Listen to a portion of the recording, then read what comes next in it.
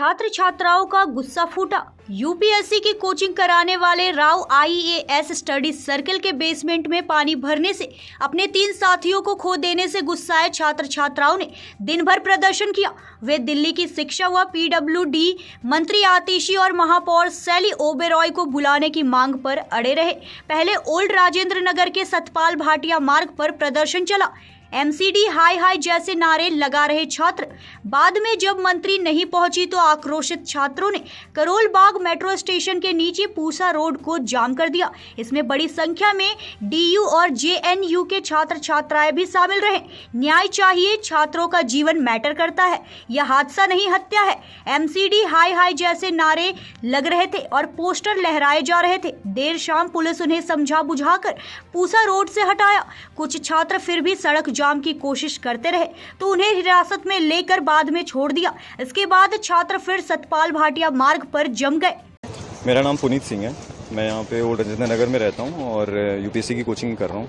पुनीत, ये बताइए कि यहाँ पर बायोमेट्रिक एक बड़ा इशू आप बता रहे हैं, क्या इशू है?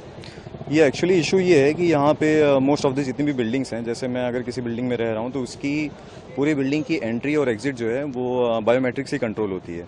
तो उसमें कैसे है कि, और हमारा मतलब कंसर्न ये है कि अगर सपोज़ कुछ इमरजेंसी हो जाती है, आग लग जाती है या कैसे भी कुछ कोई भी इमरजेंसी हो जाती है, तो पूरे बिल्डिंग में कोई भी बालकनी नहीं है, कोई बिल्डिंग में कोई भी ऐसी जगह नहीं है कि अगर हम लोग किसी को इमरजेंसी नंबर पे कॉल करते हैं, कोई आता है कि हम लोग को रेस्क्यू कर लो, तो रेस्क्यू करने का उनके पास कोई ऑप्शन नहीं है। क्योंकि इमरजेंसी की वजह से कि अगर वो गेट के पास कोई इमरजेंसी होती है तो हम लोग अगर ऊपर हैं तो हम लोग नीचे आ नहीं सकते, और अगर कोई बाहर है तो वो अंदर आ नहीं सकता क्योंकि बायोमेट्रिक की वजह से वो लॉक हो गया है।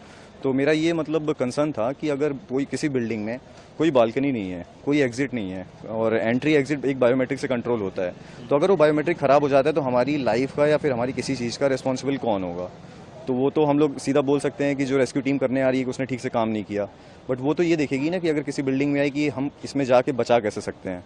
तो अगर ना बालकनी है ना कुछ है तो उनके पास यही है कि फिर दीवार तोड़ो। तो दीवार तोड़ने में तो फिर जहाँ तक हम लोगों ने इसमें अभी न्यूज़ में सुना कि इसमें 2 या 3 मिनट की वजह से बच्चों की डेथ हो गई। तो दीवार तोड़ने में फिर किसी को रेस्क्यू करके निकालने में तो फिर ये तो मतलब डेथ्स ही हो सकती हैं। तो वही है कि बायोमेट्रिक ऐसा बोलते हैं कि उसके बहुत सारे प्लस पॉइंट्स हैं कि अगर कि आप सेफ रहेगा कि उसके अलावा कोई एंट्री नहीं कर सकता, तो उसके फ़ायदे के साथ साथ इतने ज़्यादा नुकसान हैं कि जो कि कभी भी हो सकता है।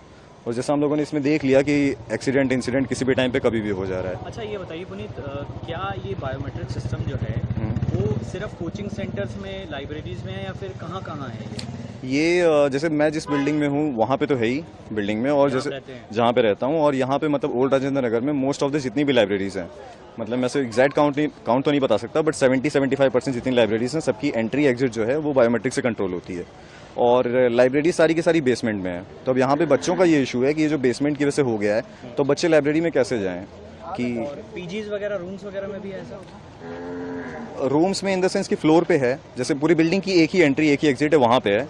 तो अगर फ्लोर 4 हैं तो एंट्री एग्जिट एक ही हो गया। बट कुछ बिल्डिंग्स हैं जिसमें बालकनी है तो उसमें सेफ है कि चलो अगर कुछ हो गया तो बच्चे बालकनी में आ गए या रेस्क्यू हो गया। बट जिस बिल्डिंग में बालकनी नहीं है, कोई भी एग्जिट नहीं है, कोई एंट्री नहीं है, तो उनका फिर क्या? न्यूज़ इंडिया 24 से काजल सिंह, ब्यूरो रिपोर्ट।